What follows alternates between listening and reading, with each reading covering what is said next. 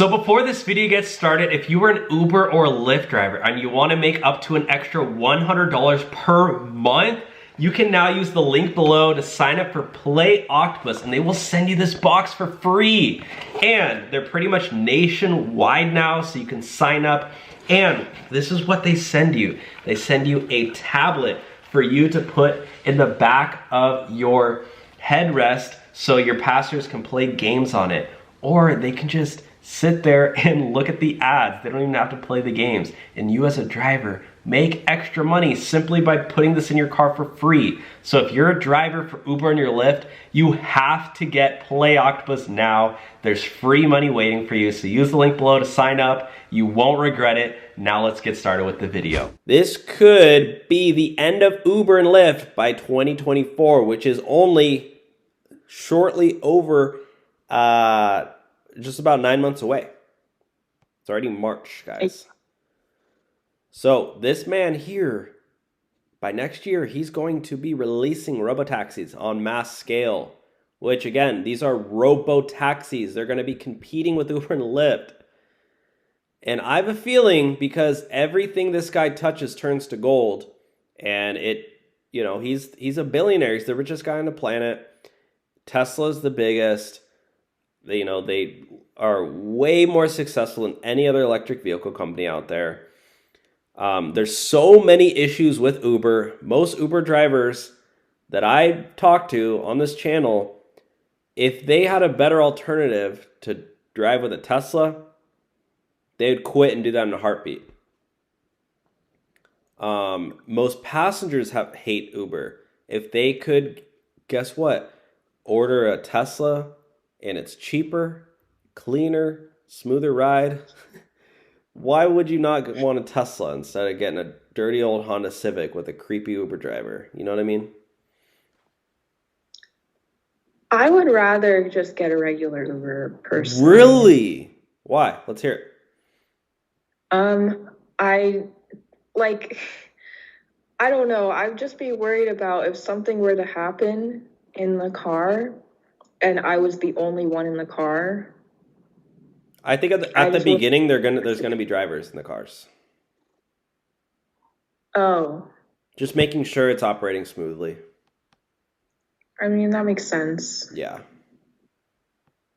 I don't know. I'm very traditional. I don't like the change. Oh, you're very traditional. Don't get into cars with strangers. Guess what? Now what happened to the traditional values there? Just throw those out the window and get into a random stranger's car? Yeah, but that version of traditional was like before my time. So what traditions are you following? The ones from my generation. So you're creating a new tradition, you mean? No. Let's look at the definition of traditional. We're going back generations back. That's what traditional means. Yeah, but it's not. Look at this. Point in case proven. Existing in or as part of a tradition, long established. Produced, done, or a traditional fish soup. You think fish soup is new? So you're basically saying you're not traditional. You're more about the new ways, the modern ways. Getting a Uber. This has only been around for what, 10 years? That's not traditional. Jazz in the style of the early 20th century. Yeah, the 1900s.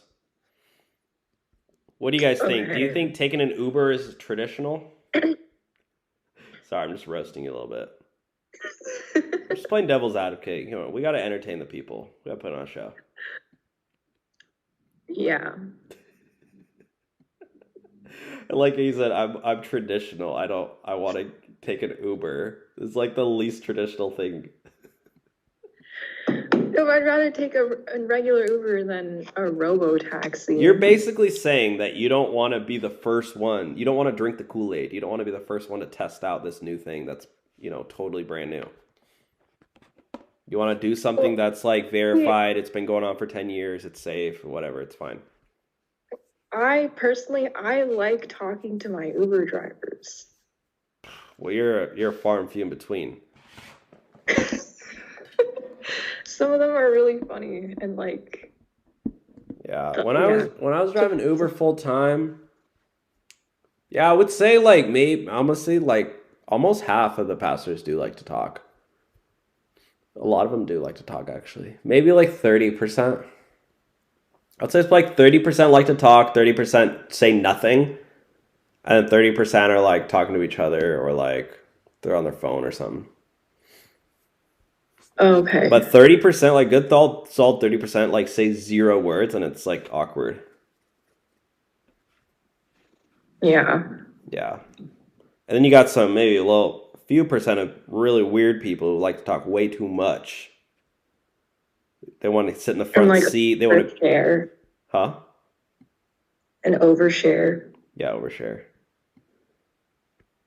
But yeah, comment below. Do you guys like talking to your passengers or not? I do. Yeah. Some people sign up to drive for Uber because they're lonely. They just want to meet people. Talk to Yeah, people. that's what I'm do. Yeah. So guys, this could be the end of Uber and Lyft if Tesla does indeed like roll this out. Yeah. We'll see. We will see what happens. But Elon Musk, I mean, he's got SpaceX, he's got Tesla, he's got Solar City, the solar panel thing. The Tesla solar. He's got the boring tunnel where they build tunnels. He's got ChatGPT. You know, Elon Musk created ChatGPT. Like he's doing everything. Okay. Yeah, Elon Musk.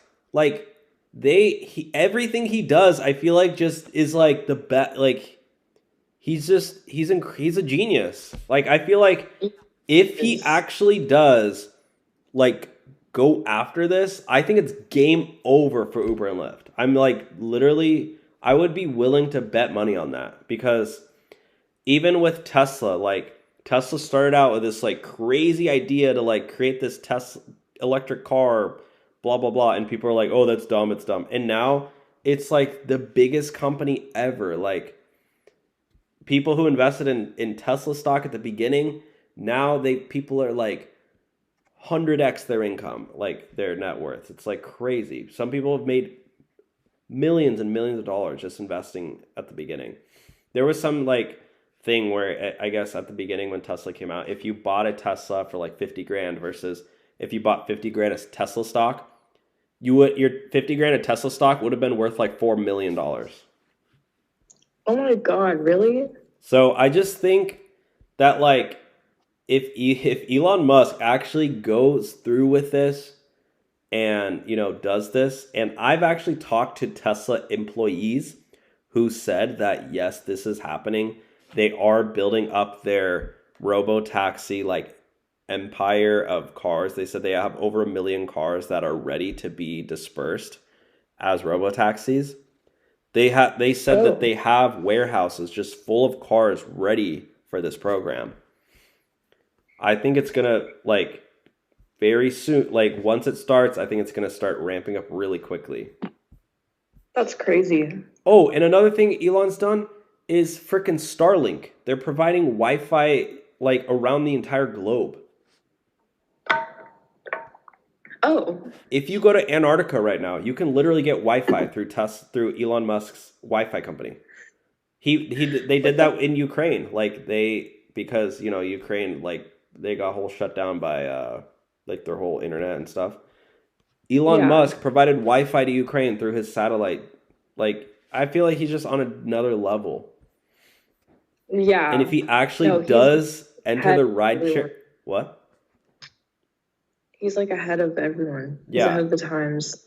So this is my argument, guys. You might call me crazy or, oh, you're clickbaiting, end of Uber and Lyft. But I personally believe that if Elon Musk does actually like enter the rideshare space, based off of his performance in all the other industries he's like at the top of, I literally think Uber and Lyft stock is going to go crashing down.